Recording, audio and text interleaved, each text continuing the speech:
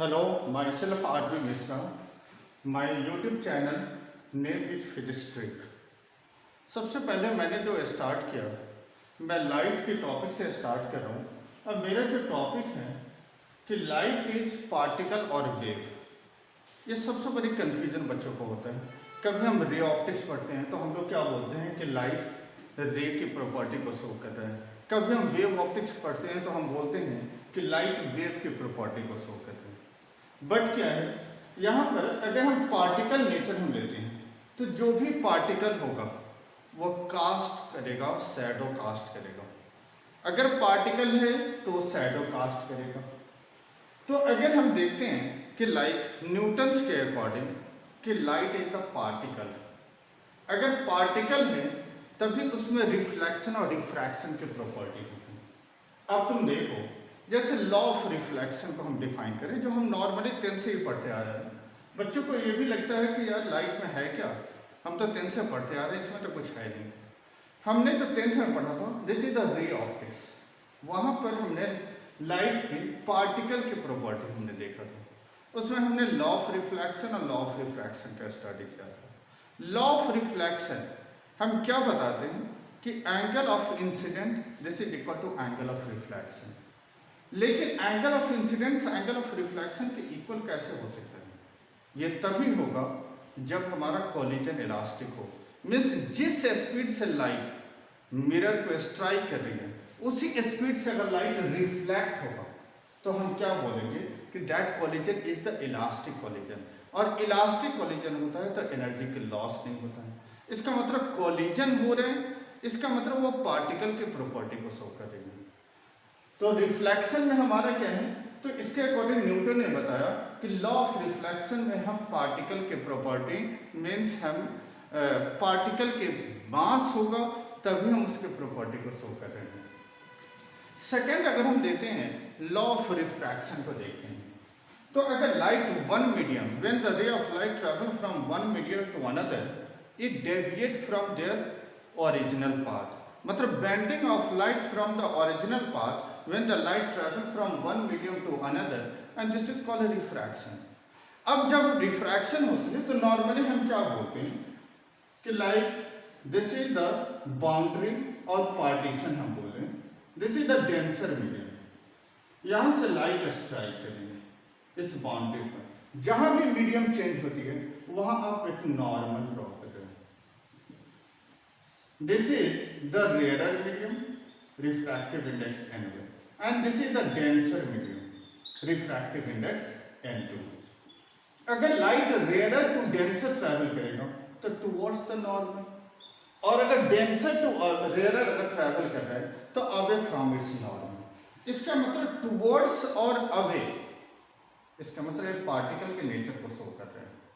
Particle का nature होगा actually like हमने डेंसर मीडियम हमने वाटर ले लिया तो water is the material medium. जो हम वेव में हम डिफाइन करते हैं दो टाइप की, वन इज कॉल्ड मटेरियल और second is called non material medium. तो मटेरियल मीडियम में जो ट्रैवल कर रहे हैं, जैसे साउंड वेव ट्रैवल कर रहे हैं तो उस मीडियम को हम बोलते हैं मटेरियल मीडियम। लाइट जो ट्रैवल कर रहे हैं तो उसको हम बोलते हैं non material medium. Means non material medium, इसका मतलब यहाँ लाइट जहाँ जैसे हमने डेंसर मीडियम में एज्यूम कर लिया कि वाटर पार्टिकल है, तो वाटर पार्टिकल इस लाइट की पार्टिकल को अपनी तरफ अट्रैक्ट कर रहा है। तभी हम बोलते हैं जब रेयर टू डेंसर, जब मीडियम ट्रैवल चेंज हो रही है तो लाइट नॉर्मल के टुवर्ड्स मूव कर रहा है, क्योंकि दिस मीडियम जो water is more denser means more elastic compare to air, तो ये पार्टिकल नॉर्मल के टुवर्ड्स अट्रैक्ट हो रही है। लाइट के पार्टिकल नॉर्मल के टुवर्ड्स अट्रैक्ट हो रहा है। सेम हम अगर लाइट डेंसर से रेयरर की तरफ ट्रैवल करती है तो नॉर्मल से अवे मूव कर रहा है। इसका मतलब क्या है कि वाटर के कंपेयर में अगर हम एयर को कंसीडर करें तो air is less elastic medium than water medium. तो हम ये क्या बोलते हैं कि दोनों जो लाइट पार्टिकल, जो लाइट के पार्टिकल है और एयर, उसके बीच में अट्रैक्शन की फोर्स कम है जिसके कारण वो नॉर्मल से अवे मूव करता है। तो इसका मतलब इससे लॉ ऑफ रिफ्लेक्शन और लॉ ऑफ रिफ्रैक्शन यही प्रूफ करता है कि लाइट एक पार्टिकल नेचर को शो कर रहा है। अब हम बताते हैं कि जैसे लाइट, हम तो वेव ऑप्टिक्स भी कर रहे हैं, इसका मतलब लाइट वेव के भी नेचर को शो करता है। तभी हमने जो एक्सपेरिमेंट है, this is the diffraction experiment. Diffraction experiment से हम लाइट के रे और वेव दोनों नेचर को बताते हैं। जैसे लाइट एक छोटा सा एग्जांपल, अब जब डिफ्रैक्शन करोगे तो एक ओपनिंग हम लेते हैं, this is the single slit, एक ओपनिंग है। अगर तुम सोचो कि यहां से हम लाइट पास करें, इसकी विड्थ है a, this is the size of the slit. तो मैं छोटा सा एग्जांपल लो, पेट्रोल पंप पर गाड़ी में पेट्रोल डलवाने हम जाते हैं, तो जो पेट्रोल की जो गाड़ी की जो ओपनिंग है जिसमें हमें पेट्रोल डालना है और जिस पाइप के थ्रू हम पेट्रोल डाल रहे हैं, उस पाइप के क्रॉस सेक्शन उस ओपनिंग के क्रॉस सेक्शन से कम है, तो तुम क्या बोलते हो कि पूरी की पूरी जो पेट्रोल है वो अंदर की ओर मूव कर गई, मीन्स स्ट्रेट पाथ पर जा रहा है। मीन्स हम बोल रहे हैं कि लाइट रे ऑप्टिक्स के प्रॉपर्टी को शो कर रही है। लेकिन अगर हम देखें like this is an opening, अगर हमने इससे हमें अगर लाइट हमने पेट्रोल हमें डालना है, तो अगर जिस पाइप के थ्रू हम पेट्रोल अगर डाल रहे हैं उसकी क्रॉस सेक्शन अगर बड़ी है, तो कुछ पेट्रोल यहां जाकर स्ट्राइक करेगा, कुछ स्ट्रेट पाथ में मूव कर जाएगा। तो जो यहां जाकर स्ट्राइक करेगा तो तुम देखो ड्रॉपलेट की फॉर्म में फॉर्म होगा, ये ड्रॉप भी बनता जाएगा, मतलब इसी को हम बोलते हैं वेवलेट बनती जाएगी। अगर ये वेवलेट बनता जा रहा है तो हम बोलेंगे वेव की भी प्रॉपर्टी को शो कर रहे हैं, और स्ट्रेट पाथ में मूव कर रहे हैं तो हम बोलेंगे रे की भी प्रॉपर्टी को शो कर रहे हैं। तो डिफ्रैक्शन एक्सपेरिमेंट से हमें यह पता चला कि light wave as well as ray दोनों की प्रॉपर्टी को शो कर रहा है। दूसरी बात, हम एग्जांपल और हमें बता सकते हैं जिसमें हम वेव और रे दोनों की प्रॉपर्टी को शो करें, तो this is called photo electric effect. Photo electric effect में वहां पर जो हम लाइट इंसिडेंट फोटोन इंसिडेंट करते हैं, तो फोटो इलेक्ट्रॉन्स का स्कैटर होता है, वहां स्कैटर होता है, तो रे और वेव दोनों की प्रॉपर्टी हम वहां से फोटो इलेक्ट्रिक इफेक्ट से बताते हैं। तो मेन हमारा एक्चुअली जो फर्स्ट वीडियो है वो लाइट का इंट्रोडक्शन, क्योंकि लाइट में कंफ्यूजन होता है कि लाइट पार्टिकल नेचर है या वेव नेचर, तो लाइट के दोनों नेचर के प्रॉपर्टी शो होता है। अगर हम लॉ ऑफ रिफ्लेक्शन और लॉ ऑफ रिफ्रैक्शन की केवल बात करेंगे तो उस केस में लाइट की केवल हम पार्टिकल की बात कर रहे हैं, मीन्स रे ऑप्टिक्स की बात करते हैं। लेकिन अगर हम उसी में वेव ऑप्टिक्स में जा रहे हैं तो लाइट अगर हमने जैसे किसी मटेरियल मीडियम, जैसे वेव ऑप्टिक्स की प्रॉपर्टी को हम शो कब करते हैं, जब हम डिफ्रैक्शन का एक्सपेरिमेंट करते हैं। तो डिफ्रैक्शन के एक्सपेरिमेंट से हम लाइट के स्ट्रेट पाथ भी दिखा रहे हैं और लाइट यहां से इस कॉर्नर को स्ट्राइक करके बेंड भी कर रहे हैं। इसका मतलब हम वेव और रे दोनों प्रॉपर्टी को शो कर रहे हैं। तो मेरा फर्स्ट वीडियो में यही इंट्रोडक्शन था कि बच्चों को ये कंफ्यूजन नहीं हो कि लाइट रे है या वेव है। तो मीन्स ये दोनों प्रॉपर्टी को शो करता है, डिपेंड करता है कि हम किस सिचुएशन में बात करना चाहते हैं। मेन जो हमारा स्टार्ट है, जो हमारा जो प्लानिंग है, इसमें हम स्टार्ट करेंगे जैसे रे ऑप्टिक्स हमने ले लिया, हम रे ऑप्टिक्स के ही चैप्टर से स्टार्ट करने जा रहे हैं वीडियो, और हमारा ऑल द 7 डे के वीडियो आएंगे। फर्स्ट 5 डेज हम थ्योरी कराएंगे, और जो जो टॉपिक हम थ्योरी डिस्कस करेंगे लास्ट के वीक में 6th और 7th डे लाइक सैटरडे और संडे को उस जितने टॉपिक हमने पूरी वीक में डिस्कस किया उससे रिलेटेड हम न्यूमेरिकल को डिस्कस करेंगे। ठीक है, तो हम एक एक चीज को हम आपको डिस्कस करेंगे, जो बहुत कुछ जो नॉर्मल बुक में भी अवेलेबल नहीं है। इससे आपको बेनिफिट होगा 12, 11, 12 के एग्जाम के लिए भी, प्लस नीट के लिए, जेई सब के लिए आपको बेनिफिट होगा। अब देखेंगे जब हम स्टार्ट करेंगे तो आपको लगेगा कि बहुत कुछ ऐसा है जो हम नहीं जानते थे और यहाँ पर हमें वो चीज़ मिलने जा रहा है। तो जैसे हम स्टार्ट करेंगे, जैसे हम रिफ्रैक्शन की हम बात करते हैं, तो सबसे पहले हमारे माइंड में क्वेश्चन ये आता है कि रिफ्रैक्शन, जैसे रिफ्रैक्शन केवल लाइट में भी हो सकता है या साउंड में भी होगा। तो रिफ्रैक्शन की प्रॉपर्टी, रिफ्रैक्शन ऑफ लाइट नहीं देंगे, यहां तो हमें लाइट की स्टडी कर रहे हैं तो हम रिफ्रैक्शन ऑफ लाइट हम दे रहे हैं, लेकिन यहां हम ये बताना चाह रहे हैं कि रिफ्रैक्शन हमारी लाइट में भी होता है, रिफ्रैक्शन हमारा साउंड में भी होता है। अब हम लाइट में कैसे हम बताएंगे रिफ्रैक्शन को, तो हम देखते हैं रिफ्रैक्शन का मतलब क्या है कि मीडियम चेंज हो गई, लाइट अपने पाथ से डेविएट हो गया। अगर मीडियम चेंज होने से लाइट अपने पाथ को डेविएट करता है तो दिस इज कॉल्ड रिफ्रैक्शन। अब हमें लाइट की बात करें, अब हमें साउंड में आना है। तो अगर हम लाइट में देखें कि light one medium to another अगर ट्रैवल करती है, लाइक हम ऐसे बताएं कि light travel from rare to denser, it bend towards the normal.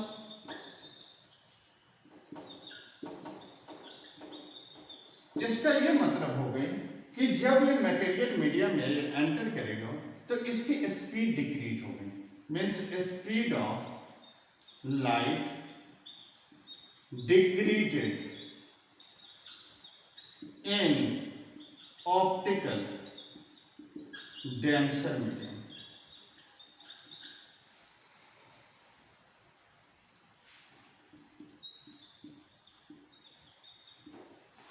अगर हम साउंड में बात करेंगे तो sound wave, when sound wave travel from denser, travel from air to water, its speed increases।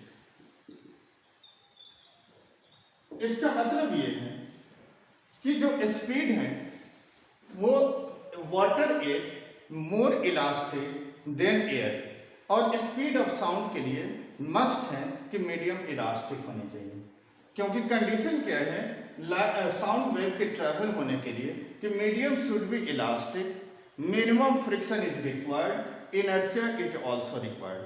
तो अगर हम साउंड में बात करेंगे तो साउंड अगर ट्रैवल करेगा one air to water means rare to denser medium, its speed increases. अगर साउंड ट्रैवल करेगा डेंसर टू रेयर तो इट्स स्पीड डिक्रीजेज। लेकिन लाइट में जस्ट इसी का उल्टा है। मेन हमारा क्या है कि light this is the non mechanical wave. अगर नॉन मैकेनिकल वेव, इसका मतलब है no medium is required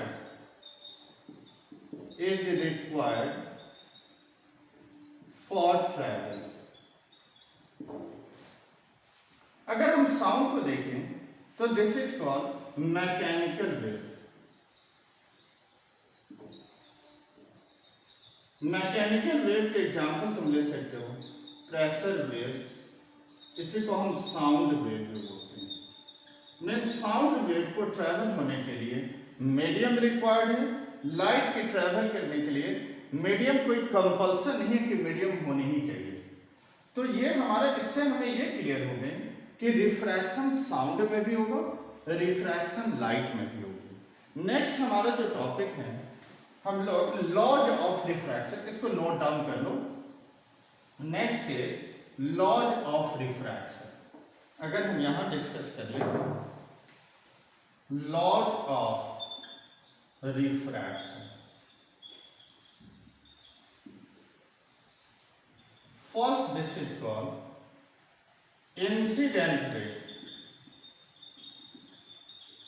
refracted ray and normal, all are in the same plane.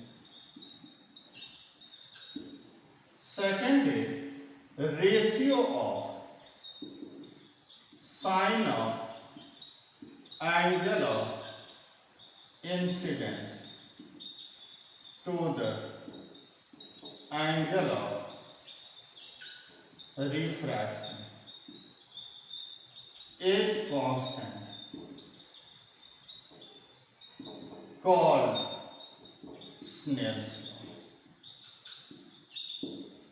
Ratio of sine of angle, Snell's law क्या है? It is the ratio of sine of angle of incidence to sine of angle of refraction, and this ratio is constant and this is called a Snell's law, or this constant, this is called refractive index. अब हमारा term आता है कि हम Snell's law लिखे कैसे।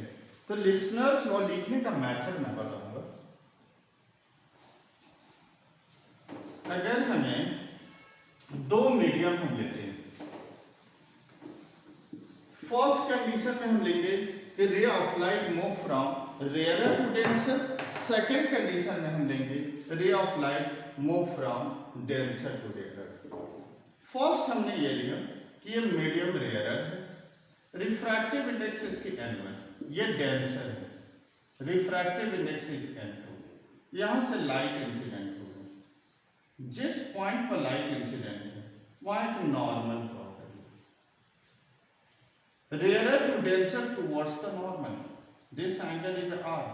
अगर इस पॉइंट पर हम स्नेल्स लॉ लिखें तो sin I upon sin r। अब तुम देखो I के फ्रंट में कौन सा मीडियम है, डेंसर, तो I के प्रोपोर्शन में n2, R के अपोजिट में कौन सा मीडियम है, रेयरर, तो इसको लिख सकते हैं refractive index of 2 with respect to 1। अगर हमने यहाँ डेंसर मीडियम लिया, रिफ्रैक्टिव इंडेक्स इज n2, और यहाँ रेयरर हम लिखा रिफ्रैक्टिव इंडेक्स n1। यहां से हमने लाइट इंसिडेंट करा, यहां एक नॉर्मल ड्रॉ करें, this angle is I, angle of incidence. Angle of incidence हम कैसे लेते हैं, it is the angle between the incident ray and the normal, this is the normal and this ray, this is called incident ray. If the ray of light move from rarer to denser, it bend away from its normal, this angle is r। अगर हम इस point पर Snell's law apply करें, फिर से हमें यही लिखना है sin I by sin r। I के opposite medium, this is the rarer, r के opposite, this is called denser, तो this is called refractive index of 1 जो डिवाइड में है विथ रिस्पेक्ट टू 2। ये स्नेल्स लॉ ऐसे अगर आप लिखोगे तो कभी भी आप मिस्टेक नहीं करोगे। क्लियर है? यहां तक आप लोग नोट डाउन कर लीजिए। फिर हम टर्म हम बताएंगे कि रिफ्रैक्टिव इंडेक्स को हम डिफाइन कैसे करें। रिफ्रैक्टिव इंडेक्स देखो, नॉर्मली हम लोग बुक में क्या पढ़ते हैं, it is the ratio of speed of light in vacuum to the speed of light in medium. लेकिन इससे क्या समझना है, मुझे तो कुछ समझ में नहीं आ रहा है। This is only the ratio, इसका क्या सिग्निफिकेंस है, मेन हमारा है जो refractive index, this is also called optical density. Optical density का मतलब है कि मीडियम जो लाइट है, मीडियम अगर ट्रैवल चेंज कर रहा है तो किस स्पीड से उस मीडियम में ट्रैवल करेंगे। तो रिफ्रैक्टिव इंडेक्स का सिग्निफिकेंस क्या बताता है कि how much speed of light in the other medium when travel from one medium to another.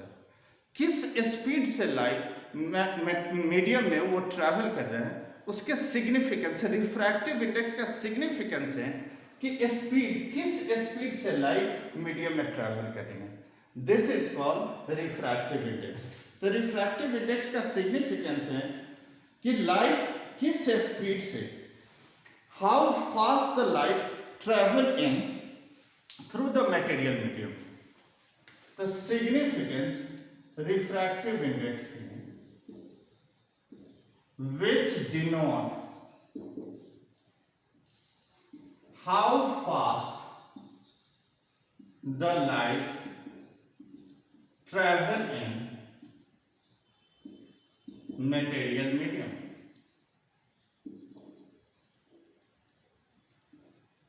अब इसका मतलब यह नहीं है कि स्पीड केवल इंक्रीज ही होती जा रही है, स्पीड डिक्रीज भी होगा।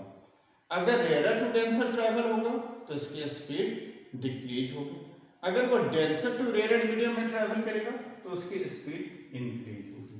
तो नॉर्मली जो हम डेफिनेशन में बुक में पढ़ते हैं, तो it is the ratio of speed of light in vacuum to the speed of light in medium, and this is ratio of the speed, so it has no unit, and the value of refractive index always greater than or equal to 1. 1 is for vacuum. तो बच्चों actually ये जो हमारा video है ये just हमारा introduction की video है, क्योंकि हमें बेसिकली ये बताना था कि लाइट वेव नेचर है या पार्टिकल नेचर है। अब इसके बाद हमें जो रिफ्रैक्टिव इंडेक्स के बाद हमारा नेक्स्ट जो वीडियो आएगी ये हमारा वीडियो होगा जिसमें हम लैटरल डिस्प्लेसमेंट की बात करेंगे। उसके बाद हम real depth and apparent depth की बात करेंगे। अगर ऑब्जर्वर रेयर से डेंसर मीडियम की तरफ, अगर एयर से वाटर की तरफ देखेगा तो उस इमेज की साइज बढ़ेगी या घटेगी, ये चीज हमें TIR, उसके बाद हमें रियल डेप्थ अपरेंट डेप्थ के बाद हम क्रिटिकल एंगल और TIR, ये हमारा सेकेंड वीडियो में आएगा। Okay, all the best.